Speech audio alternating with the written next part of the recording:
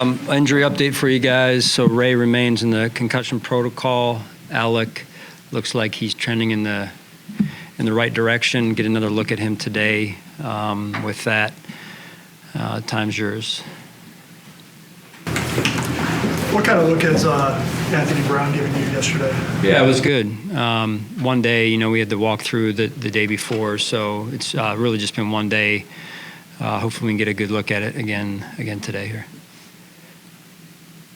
Sean, there's been a billion stories written about kicker psychology and how they handle things.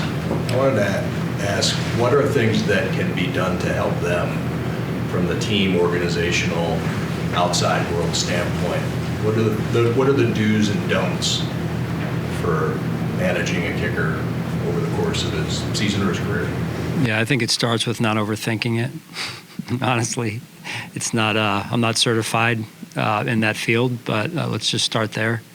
And two is going into the area that you talked about with, we have Dr. Des here in the job that she does. She does a phenomenal job and does a lot of, kind of work that's, I'll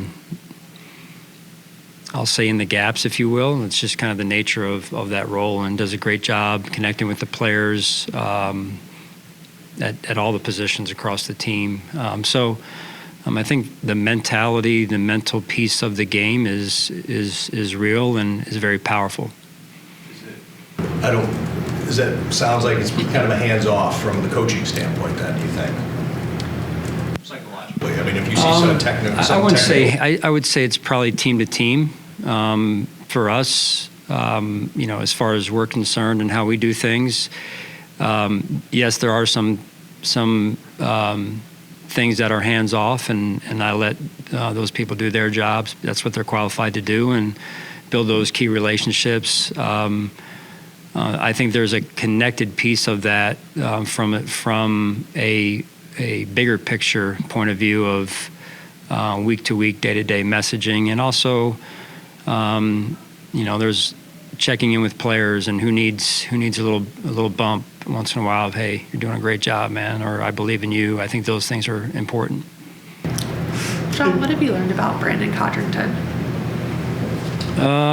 He's a rookie, right? And all rookies come in and we think we know some things about some, and others, in this case with Brandon, we didn't know much, just because of, I say we as coaches, because he didn't spend a lot of time with us.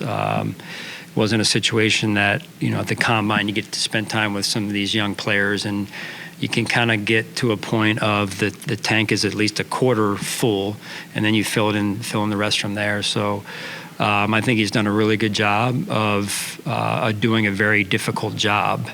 There's a lot that goes into that job in particular, other than just catching the football, but that is number one, catching the football. Beyond that, you've got to be a great decision maker, and I think that's sometimes overlooked or undervalued, and there's just so many decisions that you have to make in judging a ball. Do I field it? Do I let it go? And then the communication piece with making what we call Peter calls on shorter kicks, sometimes that are affected by weather and whatnot. So it's more than meets the eye in terms of the job description. Yesterday, Todd Lincoln in Baltimore said the head coaching interview process is unfortunate, having to do it while you're still playing. If you agree, what is the right process? Oh, man, it's been a while since I've been through, that. I can tell you from what I experienced, it's challenging to balance both, to be as prepared as you want to be for both situations, playing and then also, being able to interview at your best. And I do appreciate the league and their approach and how it's, like I mentioned, it's changed over the years, even since I went through it. They're trying to get it to where it's fair and conducive to being your best, and so I appreciate that from the league standpoint. And at the end of the day, we all have to, we all go through the same set of rules, so it's fair across the board. Early in the week, did you help Joe carve out some time this weekend to do those interviews?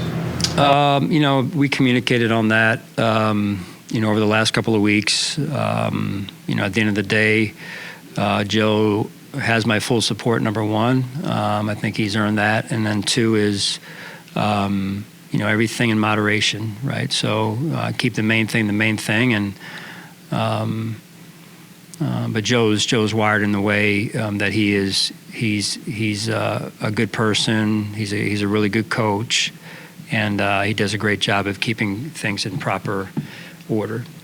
Sean, you've got a bunch of guys on this roster who have been with you for the past couple seasons who have kind of lived through when you get to this round and the results haven't always been what you guys wanted. Just getting a read from them, talking to them this week is just, what's in the past is in the past is, what do you think leads to that mindset? And to the other side of that is how challenging is that to really push what has happened in the last couple of seasons and truly just kind of focus on what's ahead Sunday? We don't live in the past. We learn from the past, but we certainly don't live in the past. I do think it's important to learn from it, though. And then overall, the journey for most teams or most even individuals who are trying to get to the top of the mountain, very rarely is it just a straight, clean line trajectory-wise. So sometimes you got to go through some adversity, and you have to learn from it. And listen, for some people, they give up, they turn around and go back down. We don't give up here, and we keep working. Given the fact that, this is my follow-up to that, is you have this roster this year is full of some new faces that haven't gone through that. Is that almost maybe necessary at this point when you've gone through a couple years of the misfortune and disappointment in the playoffs to just have some guys who truly don't know what that's like, and maybe that can somewhat radiate in the locker room of, again, just keeping the attention to Sunday? I think that's a natural evolution of, building a roster year to year, number one, and then I'll take you back to the early 90s, were those years unsuccessful years. Those 4 years, I don't know if you were here then or not. Maybe you were. A lot of people were. And to me, those are great years, in terms of what those teams were able to accomplish. To some, in particular, outsiders who don't live and support the Bills, those are disappointing years. I don't think those years will ever be replicated again, at least in professional sports. To do that 4 years in a row, and I look to those years and I'm saying that was a heck of a run, right? So again, it's how you orient it in your mind. I think that's really where it starts. Sean, what's the take with blitzing a quarterback like Lamar Jackson? You got an hour to talk about it. I don't.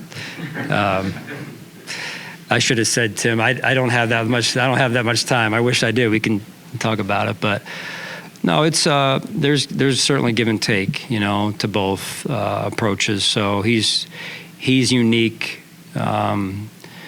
for all the reasons that when you watch the television or the highlights every night, after he plays, he's all over the TV screen, right? And really, there's about 4 or 5 guys, Josh being one of them, Lamar being another, who are faces of the NFL right now, which and rightfully so. There's never been more former players with a voice on all these different platforms. I know that you're not concerned about that, but the consistent thing that I've seen is Bills defense up front especially isn't big enough to deal with the Ravens. What do you say to that? Because it's kind of how you guys are built, and especially with the speed element at the second level. Are you big enough to deal with them? Well, I guess we'll find out. There's really no way around it at this point, and I believe in our players wholeheartedly. And I wouldn't want anybody else out there right now than them to go against this offense. They're one of the best offenses I've been around in terms of going against in my 20-plus years in the NFL. And the challenge is a huge challenge, and very few, if any, have been able to stop them. So I think we know what lies in front of us, the challenge that is, and it's a big task to stop them, let alone manage them. Like I said, very few have been able to do that, even manage them. So I know our guys. They're not. They don't look at themselves that way, I should say. They don't look at themselves that way, and I love that about them.